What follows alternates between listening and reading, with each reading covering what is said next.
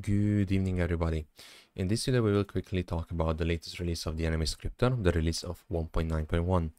This release, just like the previous release, 1.9.0, is going to be a significant one in the sense that many of the features within TAS have been significantly changed in order to make it more, easier to install, easier to maintain, easier to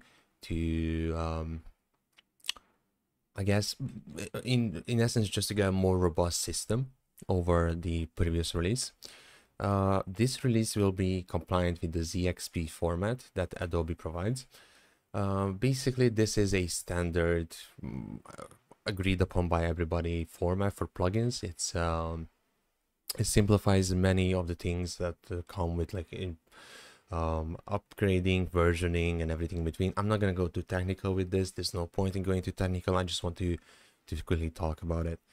You will now just drag and drop it, and you can just install it, and I already have it installed, and it will just work out of the box.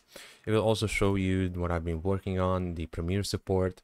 Special thanks to Spygun for happening in every term in like After Effects, Premiere. He's been a huge help so far.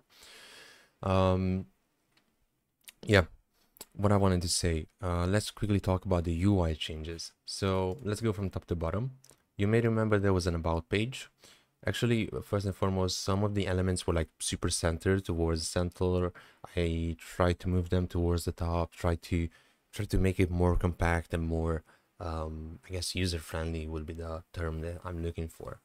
This is what I've been aiming for with this release, and I'm hoping I can maintain it for future releases as well. Just try to make it small to get the job done and to not occupy too much space, because I know how it is like to edit on a laptop screen or a 1920 by 1080 screen and have like two plugins and you don't see anything on the screen anymore.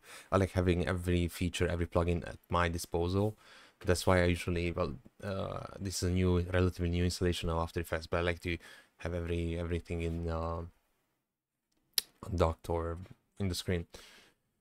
So the about page has been moved down here. You will have most of the data that's needed in terms of like what is it, where's the Discord, where's the YouTube, GitHub, and whatnot. You can press it, you will see the version, you will see everything. There's one small caveat that I have yet to address is versioning the ZXP itself. The backend can now be updated dynamically. That is the actual AI bit and everything that runs in the background, but the front end, the thing that you actually see here, will still need to be manually updated. But again, it's just simple as downloading the ZXP, drag and drop, and install it. So it's still as simple as it can get. I will try to implement an auto update system for this as well, but the backend should be automatically downloaded, updated, and maintained without you having to ever bother with the version. I'm gonna quickly show you the extra page before I forget. So you may remember this was all in a column. I made them a bit smaller. I made them to fit inside a small square just to have more space to play around. This is one small bug that I'm hoping to fix in the near future. It's still not perfect, it's still not set in stone, take it like that, but I am learning as I go. I didn't know how React worked until a couple of weeks ago. Also, the drop downs here have been in a column.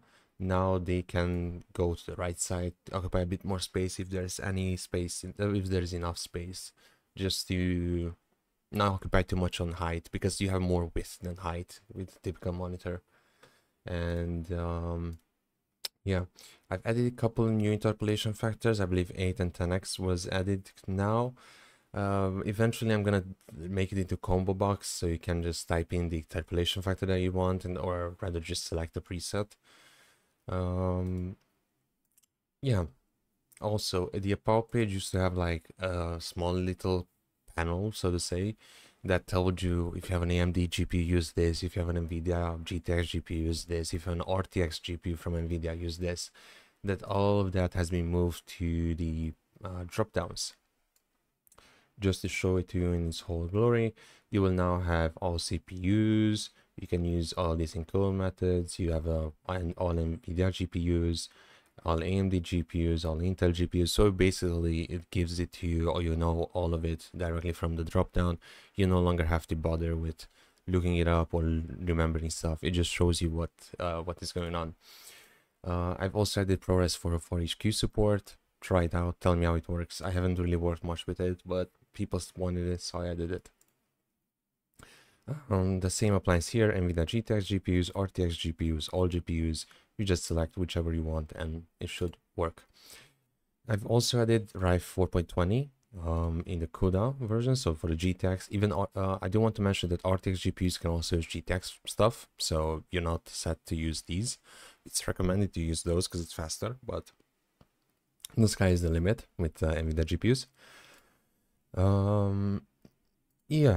This is in terms of picker. What else have I added? I've added the small DirectML models. Basically, this should work, be accelerated by any kind of GPU available on your system, be it an Intel iGPU, so like Intel UHD stuff, or even AMD or Intel dedicated GPUs. So it should work on anything.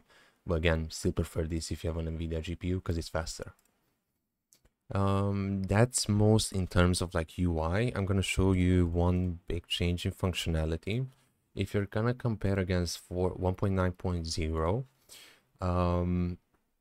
if I remember correctly, you could only render one layer. Now with this release, I've changed two significant things. Now TAS will render basically everything that you select, with a small caveat I'm going to tell you in a second. Also, it's fixes a couple of bugs. You can see the bugs again here in the change log.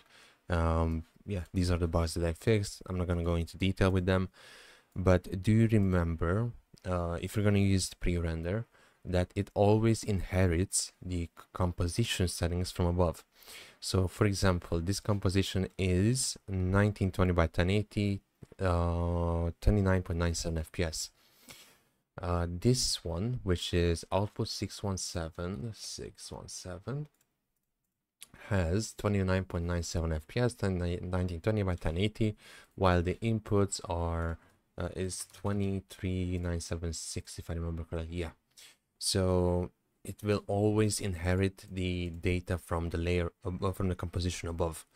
Of course, you cannot work without a composition, so yeah, it will always inherit from it.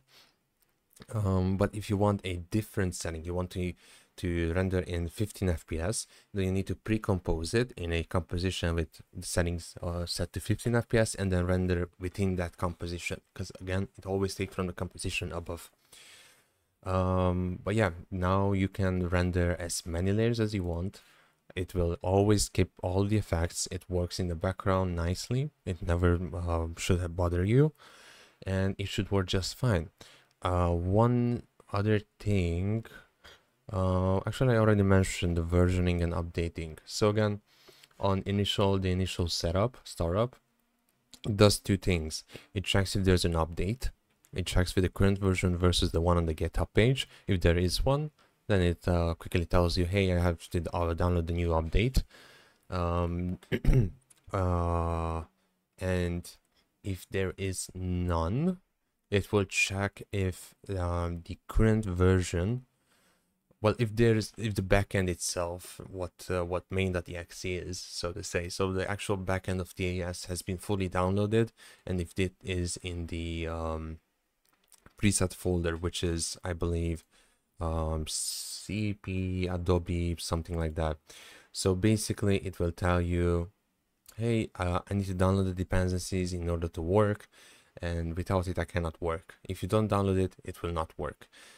Do keep in mind that you would need, I would say, roughly 10 gigabytes at any given time on your drive in order for it to be sure that it will work. Otherwise, you may run out of space and it will crash on you. And then it's gonna be a lot of time for me to debug or for you to debug, depending on the system. It should work now with the D drive, C drive, and anything in between. It should work just fine. It should update just fine, and it should work just fine again. But yeah, this is version 1.9.1. I hope you enjoyed it, and see you guys soon. Have a nice one.